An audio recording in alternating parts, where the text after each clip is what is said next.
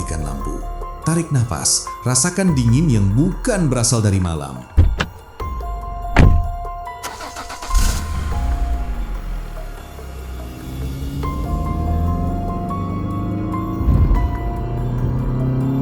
Ada perjalanan yang terlihat biasa. Sebuah kijang hitam, jalan panjang, sopir yang tahu setiap tikungan. Namanya Joko. Ia pikir sudah melihat semuanya. Tapi ada penumpang yang tak hanya membawa koper. Ia membawa dingin yang meresap ke tulang, aroma melati, mata kosong di pantulan kaca spion, bisikan dari sudut kabin. Pulang, antar aku, pulang. Di kilometer 90, masa lalu menyeberang ke jalanan malam. Sosok yang sudah lama mati duduk di kursi belakang. Dan nama di tiket tua menunjuk ke satu orang. Bukan hanya siapapun. Namanya Joko. Apa yang terjadi jika takdir lama menunggu sopir yang tak pernah tahu rahasianya? Apa yang terjadi jika jalan yang Anda lewati ternyata jalan terakhir orang lain? Satu kursi tetap dingin, satu tiket bertanggal 17 Agustus 1985, satu nama yang membuka semua jawaban. Bersiaplah, perjalanan itu belum selesai. Jangan beranjak, kami akan mengantar Anda sampai tujuan.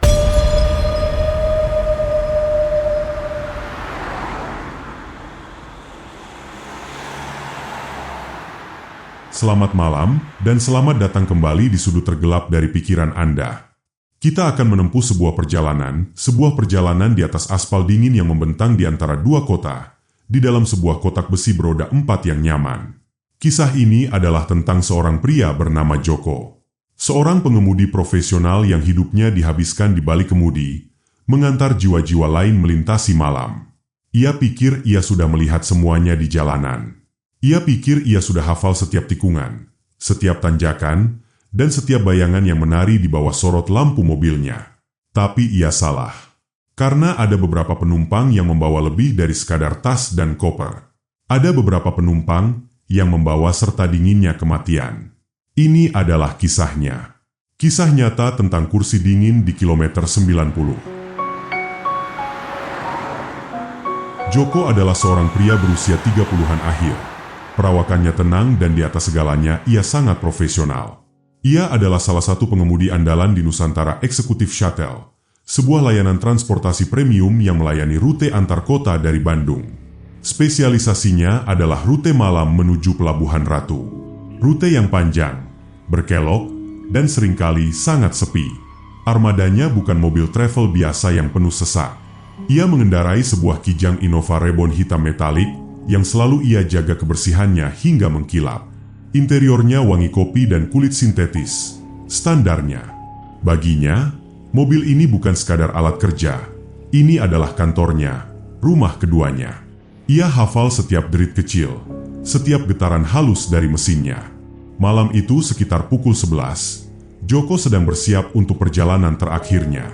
Jadwalnya menunjukkan satu penjemputan di sebuah area perumahan elit di kawasan Dago Pakar. Penumpangnya hanya satu orang. Sebuah perjalanan privat. Di sistem pemesanan nama yang tertera adalah Anjani Lestari, dengan tujuan sebuah alamat di dekat Pantai Citepus, Sukabumi. Ada satu catatan kecil di bawah pesanan itu, sebuah permintaan yang sedikit aneh. Joko bergumam pada diri sendiri, mohon untuk tidak memutar musik terlalu keras. Cukup radio dengan volume rendah. Aneh. Biasanya penumpang malah minta daftar putar lagu. Ya sudahlah, yang penting bayarannya lancar. Joko mengangkat bahu menganggapnya hanya permintaan dari orang tua yang butuh ketenangan. Ia menyalakan mesin, memeriksa kembali GPS dan melajukan mobilnya dengan mulus membelah malam kota Bandung yang mulai lengang. Setibanya di alamat penjemputan, ia melihat sebuah rumah gaya kolonial yang besar dan terawat. Namun anehnya, pekarangannya tampak gelap. Hanya satu lampu teras berwarna kuning temaram yang menyala. Joko mengirimkan pesan singkat bahwa ia sudah tiba. Beberapa saat kemudian, pintu utama rumah itu terbuka. keluarlah sesosok wanita. Usianya sekitar akhir 50-an mungkin awal 60-an. Ia mengenakan kebaya modern berwarna biru gelap dan kain batik yang serasi. Rambutnya disanggul rapi, wajahnya masih menyisakan jejak kecantikan di masa muda namun terlihat sedikit pucat di bawah cahaya lampu teras yang redup. Ia hanya membawa satu tas jinjing kecil dari kulit. Joko dengan sigap turun dan membukakan pintu belakang untuknya. Joko, dengan nada ramah dan profesional, "Selamat malam Ibu." Dengan Ibu Anjani Lestari? Ibu Anjani, suaranya lembut, nyaris seperti bisikan. "Iya, benar Mas." Saat Ibu Anjani masuk ke dalam mobil, Joko merasakan sesuatu yang aneh. Hembusan udara dingin tiba-tiba menyapu wajahnya. Padahal malam itu tidak berangin. Dingin yang ganjil, seperti udara dari dalam ruang pendingin. Dan bersamaan dengan itu, tercium sebuah aroma yang pekat. Aroma bunga melati. Joko kembali ke balik kemudi, sedikit mengernyitkan dahi. Aroma melati itu begitu kuat, mengalahkan wangi kopi di dalam mobilnya. Ia melirik ke kaca spion tengah. Ibu Anjani duduk dengan tenang di kursi belakang menatap lurus keluar jendela, seolah tenggelam dalam pikirannya sendiri. Perjalanan pun dimulai. Sesuai permintaan Joko hanya menyalakan radio dengan volume yang sangat rendah menyiarkan lagu-lagu lawas yang mengalun lirih. Mobil melaju meninggalkan Gemerlap Bandung, memasuki gelapnya Tol Cipularang. Suasana di dalam mobil terasa begitu sunyi, begitu hening. Sunyi yang memekakan telinga. Joko sesekali melirik ke kaca spion. Ibu Anjani tidak bergerak sedikit pun dari posisinya, masih menatap kegelapan di luar.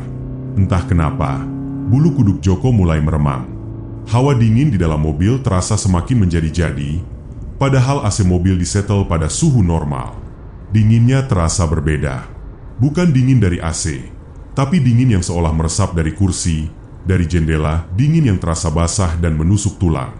Joko berusaha memecah keheningan, sedikit canggung. "Perjalanan ke Sukabumi malam-malam begini Bu? Ada acara keluarga?" Hening sejenak.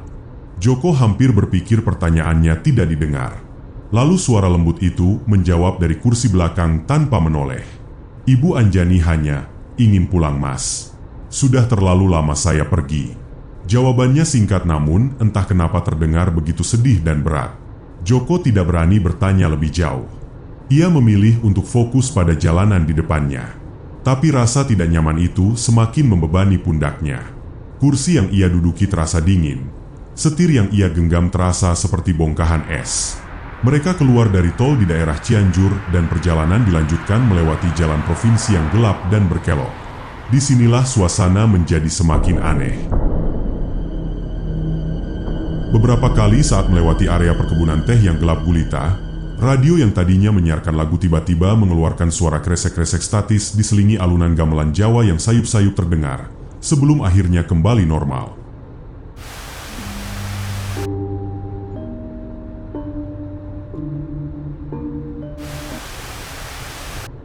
Joko melirik lagi ke kaca spion. Wajah Ibu Anjani kini terpantul di sana, menatap lurus ke arahnya. Matanya dalam kegelapan kabin. Mata itu tampak begitu kosong, begitu gelap. Joko cepat-cepat mengalihkan pandangannya kembali ke jalan. Jantungnya mulai berdebar lebih kencang. Akhirnya, setelah perjalanan yang terasa seperti selamanya, mereka tiba di alamat tujuan. Sebuah rumah kayu sederhana yang terletak agak jauh dari jalan utama, dikelilingi oleh rimbunnya pepohonan. Sama seperti rumah di Bandung, tempat ini juga gelap. Tidak ada satupun lampu yang menyala. "Sudah sampai Bu." Sesuai alamat yang tertera. Ibu Anjani seolah tersadar dari lamunannya. Ia mengambil beberapa lembar uang ratusan ribu dari tasnya. Uangnya terasa aneh di tangan Joko. Kaku, bersih dan dingin. Seperti uang baru yang disimpan sangat lama. "Ibu Anjani ini ongkosnya Mas. Kembaliannya ambil saja. Terima kasih sudah mengantar saya pulang." Joko sedikit terkejut dengan jumlahnya. "Oh ini terlalu banyak Bu. Sebentar saya carikan." Ibu Anjani memotong dengan lembut namun tegas, "Tidak usah. Saya ikhlas." Ibu Anjani membuka pintu dan turun dari mobil. Ia berjalan menuju rumah gelap itu tanpa menoleh lagi. Anehnya, Joko tidak mendengar suara langkah kakinya sama sekali di atas jalanan kerikil. Sosoknya berjalan pelan, lalu seolah ditelan oleh kegelapan pekat di teras rumahnya. Lenyap begitu saja. Joko terdiam sejenak, masih mencoba memproses apa yang baru saja terjadi. Rasa dingin yang tadi menyelimutinya perlahan sirna, digantikan oleh keringat dingin yang membasahi keningnya. Ia menggelengkan kepala, mencoba berpikir rasional. Mungkin ia hanya kelelahan. Ia memutar mobilnya dan mulai perjalanan kembali ke Bandung. Sepanjang jalan, aroma melati itu masih tertinggal pekat di dalam mobil. Begitu pekat, hingga membuatnya sedikit mual. Keesokan paginya, saat Joko menyerahkan laporan perjalanan dan setoran kepada atasannya, Pak Budi, ia iseng bertanya. Pak mau tanya, penumpang saya semalam yang ke Citepus, Ibu Anjani Lestari itu, pesannya lewat aplikasi atau telepon langsung ke kantor ya? Mengernyitkan dahi sambil memeriksa sistem di komputernya. Anjani Lestari? Sebentar. Mengetik di keyboard. Semalam rute Pelabuhan Ratu kamu kan cuma 1 job. Joko betul Pak. Cuma beliau saja. Pak Budi menatap layar dengan bingung. Aneh. Di sistem pesanan semalam atas nama Herlambang Widodo. Tujuannya ke Hotel Augusta, bukan ke Citepus. Dan sudah dibatalkan 3 jam sebelum jadwal penjemputan. Semalam, harusnya kamu kosong job. Tidak ada order sama sekali untuk rute itu. Darah serasa surut dari wajah Joko. Tenggorokannya tercekat. Joko gugup. Nggak mungkin Pak. Saya antar penumpangnya. Wanita sudah tua. Dia bayar tunai. Ini uangnya. Joko menunjukkan uang yang diberikan Ibu Anjani. Pak Budi mengambilnya, merasakannya, lalu menatap Joko dengan tatapan yang sulit diartikan. Pak Budi, uangnya asli.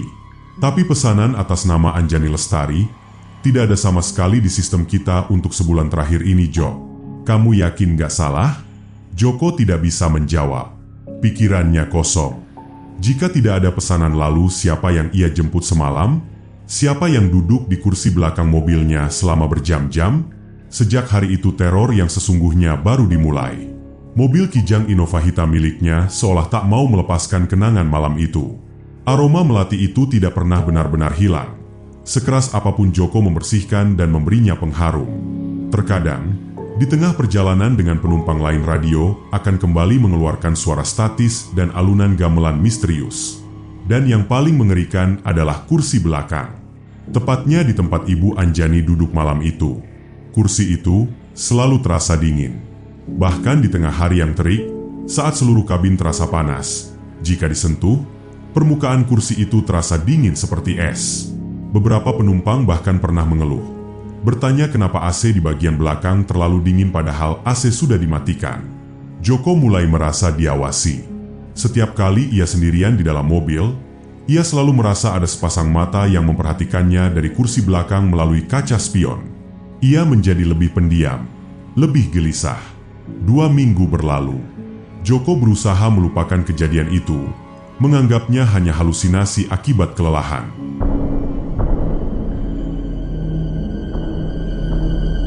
Suatu malam, ia mendapat pesanan lagi. Rute yang sama, Bandung menuju Pelabuhan Ratu. Penumpangnya kali ini adalah seorang bapak-bapak setengah baya, seorang pengusaha yang hendak berlibur. Namanya Pak Heru. Perjalanan awalnya berjalan normal. Mereka mengobrol ringan, membahas pekerjaan dan kondisi jalanan. Joko merasa sedikit lebih tenang. Mungkin kutukan malam itu sudah berakhir. Mereka baru saja melewati Cianjur memasuki area yang dikenal dengan sebutan Kilometer 90. Sebuah bentangan jalan lurus yang diapit oleh sawah dan pepohonan gelap. Saat itulah, dari kejauhan, sorot lampu mobil Joko menangkap sesosok bayangan di pinggir jalan. Seorang wanita, berdiri sendirian di tengah kegelapan, mengenakan kebaya biru gelap dan kain batik. Jantung Joko serasa berhenti berdetak. Itu dia, Ibu Anjani. Berdiri di sana, di pinggir jalan antah berantah, seolah sedang menunggunya. Pak Heru, menyadari Joko sedikit melambat. Ada apa, Mas? Joko gemetar, mencoba terdengar normal. Tidak apa-apa, Pak. Sepertinya ada orang butuh tumpangan mungkin. Pak Heru melihat ke depan. Orang? Di mana? Saya tidak lihat siapa-siapa. Joko menelan ludah. Ia melihat wanita itu dengan sangat jelas. Tapi penumpangnya tidak. Dengan kaki gemetar, Joko menginjak pedal gas lebih dalam melewati sosok itu. Saat mobil melintas, ia memberanikan diri melirik ke samping. Wanita itu menoleh, wajahnya pucat pasi, menatap lurus ke arah Joko. Joko terus melajukan mobilnya, berusaha menenangkan detak jantungnya yang menggila. Ia pasti sudah gila. Itu hanya halusinasinya. Pak Heru, Mas Joko, kok keringetan begitu? Sakit? Joko mengelap kening. Tidak, Pak, maaf. Mungkin hanya sedikit lelah.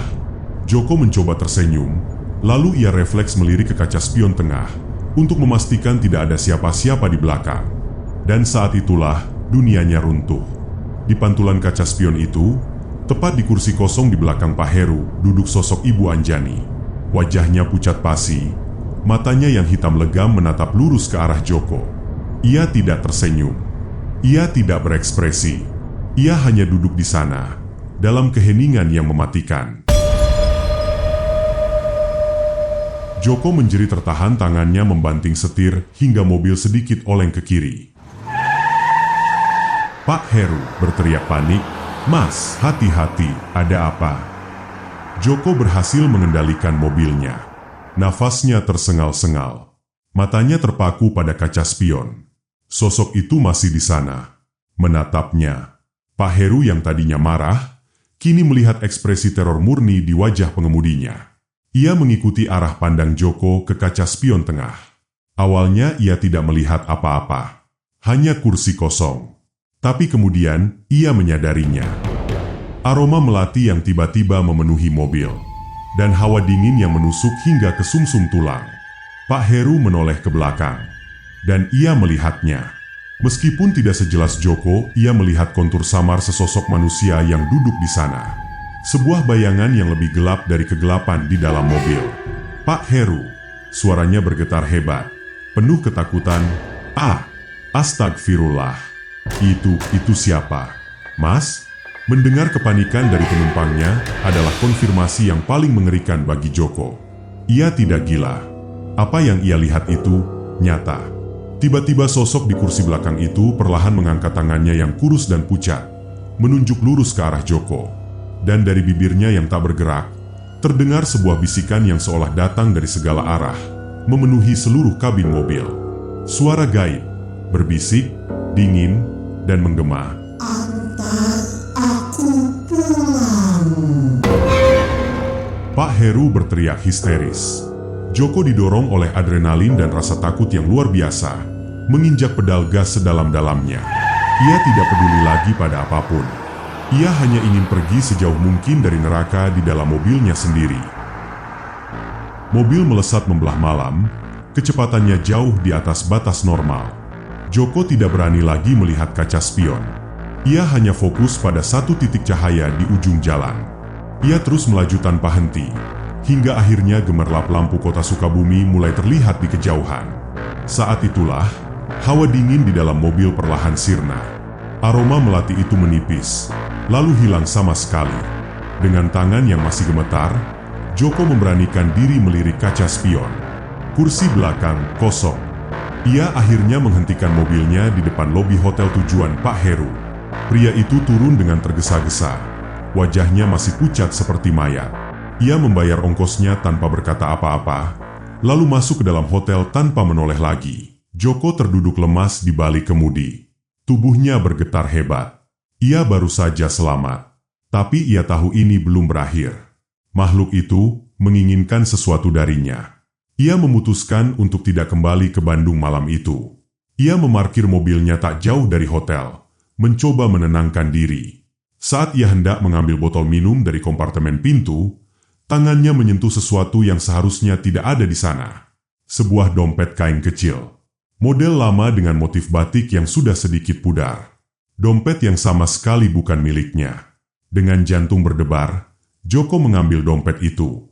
Ia tahu betul siapa pemiliknya.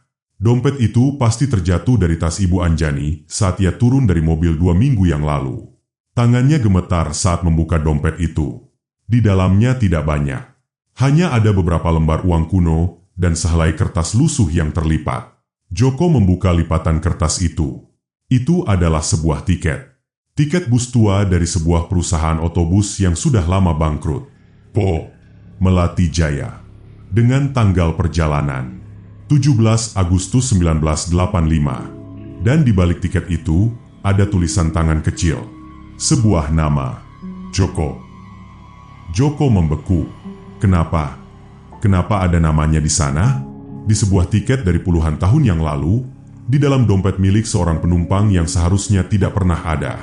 Teror malam itu ternyata bukanlah sebuah pertemuan acak. Ini adalah sebuah panggilan. Sebuah takdir yang sudah ditulis jauh sebelum Joko bahkan bisa memegang kemudi. Pertanyaannya sekarang bukan lagi siapa wanita itu, tapi apa hubungannya dengan Joko? Dan rahasia kelam apa yang tersembunyi di balik tiket tua itu? Perjalanan Joko belum selesai. Justru baru saja dimulai. Malam itu Joko tidak tidur. Ia duduk di lobi sebuah hotel melati di Sukabumi, di bawah cahaya lampu neon yang berkedip-kedip. Di atas meja di hadapannya, tergeletak dompet kain usang dan selembar tiket bus tua.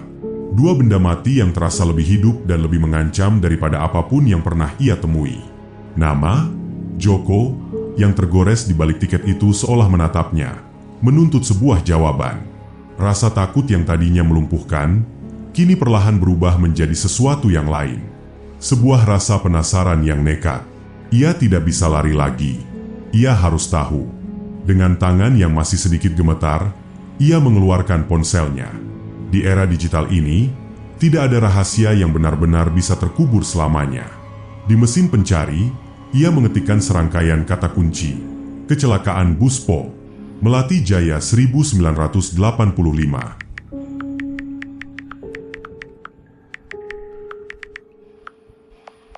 Hasil pencarian pertama tidak banyak membantu. Tapi Joko terus menggali lebih dalam, membuka tautan-tautan dari blog sejarah lokal dan forum-forum pecinta transportasi lawas. Hingga akhirnya, ia menemukannya. Sebuah tautan menuju arsip digital surat kabar lokal, Pikiran Rakyat, edisi 18 Agustus 1985. Judul beritanya terpampang jelas meskipun kualitas pindaiannya sudah buram. Tragedi di hari kemerdekaan. Bus jurusan Bandung-Sukabumi masuk jurang. Puluhan penumpang tewas. Napas Joko tercekat. Ia membaca artikel itu kata per kata. Berita itu mengisahkan tentang sebuah bus malam dari Po. Melati Jaya yang mengalami kecelakaan tunggal di sebuah tikungan tajam yang kini sudah tidak ada lagi. Di area yang dulu dikenal sebagai kilometer 90.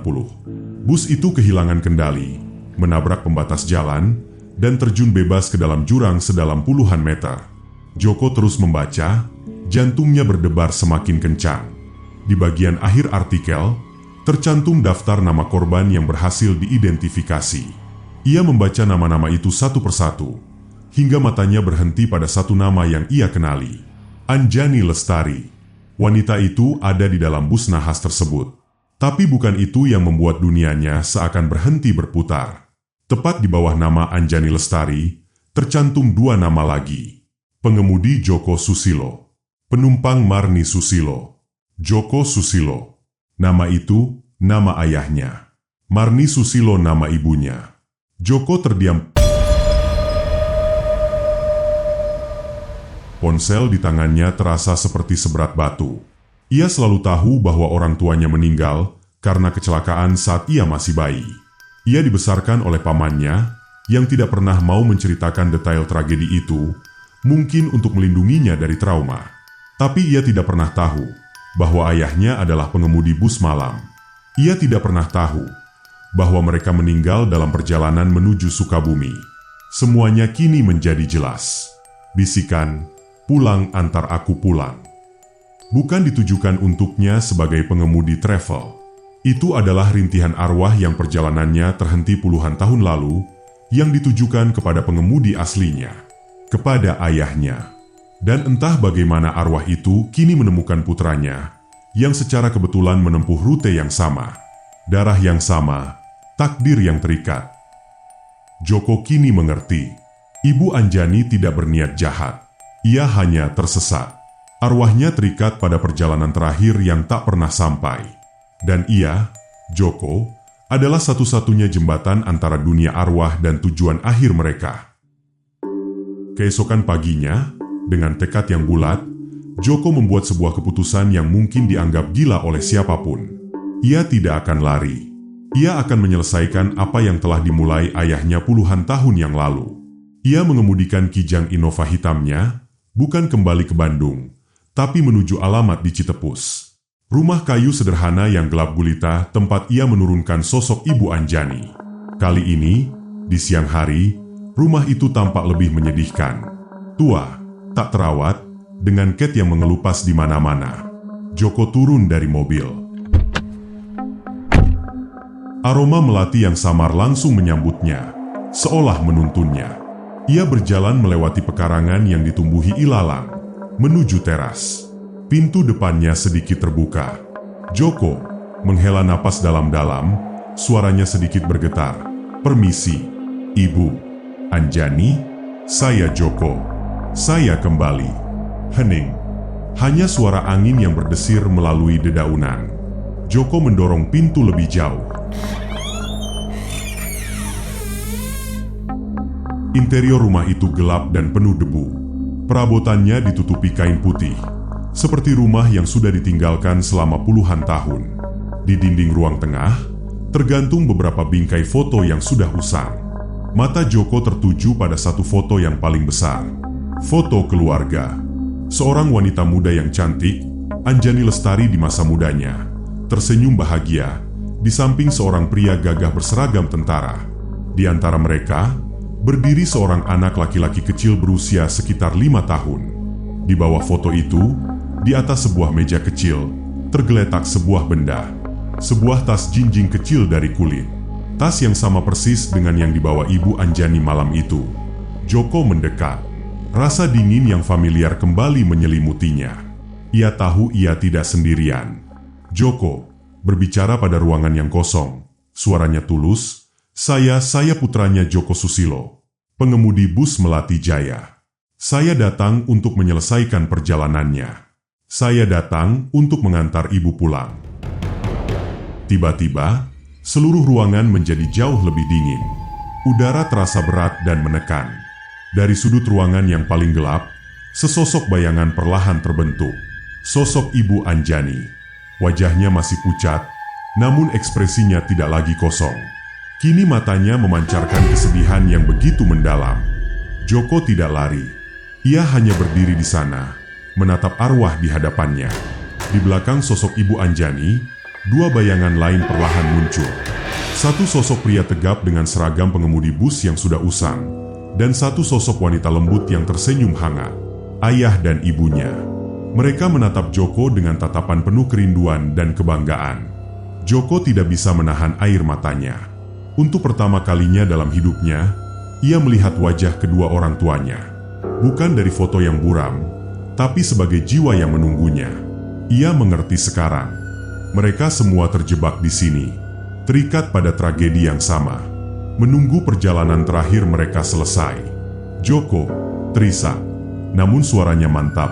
"Ayah, Ibu, perjalanan kalian sudah selesai. Ibu Anjani, Anda sudah sampai di rumah. Kalian semua sudah boleh tenang sekarang." Joko menundukkan kepala, memanjatkan doa tulus untuk ketiga arwah di hadapannya. Saat ia membuka matanya, sosok Ibu Anjani tersenyum lembut untuk pertama kalinya. Senyum yang penuh rasa terima kasih. Sosok ayah dan ibunya mengangguk pelan ke arahnya, sebelum akhirnya ketiga arwah itu perlahan memudar, berubah menjadi ribuan titik cahaya keemasan yang berterbangan, lalu lenyap. Seketika hawa dingin di ruangan itu hilang, digantikan oleh kehangatan sinar matahari yang menembus jendela berdebu. Aroma melati itu pun sirna, menyisakan hanya bau kayu tua dan kenangan. Kutukan itu telah berakhir. Beberapa minggu kemudian, Joko menjual Kijang Innova Reborn hitam itu. Ia tidak sanggup lagi mengemudikannya. Ia juga mengundurkan diri dari pekerjaannya. Pengalaman itu telah mengubahnya selamanya. Ia kembali ke Bandung, mengunjungi makam kedua orang tuanya yang selama ini jarang ia ziarahi. Untuk pertama kalinya, ia berdiri di sana bukan dengan rasa hampa, tapi dengan pemahaman dan kedamaian. Ia mungkin telah kehilangan pekerjaan yang ia cintai, tapi ia telah menemukan sesuatu yang jauh lebih berharga. Ia telah menemukan kepingan masa lalunya yang hilang, dan menyelesaikan perjalanan terakhir ayahnya. Jalanan malam memang selalu menyimpan misteri. Terkadang, ia hanya menyajikan kesunyian. Namun terkadang, ia memberikan kita kesempatan untuk bertemu dengan mereka yang telah lama pergi, dan membantu mereka menemukan jalan untuk benar-benar pulang. Dengar sahabatku, jika bisikan malam ini membuat bulu kudukmu berdiri dan hatimu berdegup lebih kencang, tolong berikan dukungan kecil tapi sangat berarti. Tekan tombol like, klik subscribe, dan aktifkan loncengnya, supaya aku bisa menuntunmu kembali memasuki lorong misteri setiap kali cerita baru tiba. Dengan satu ketukanmu saja, kau sudah menjadi bagian dari keluarga pemburu cerita horor ini. Terima kasih sudah setia menemaniku.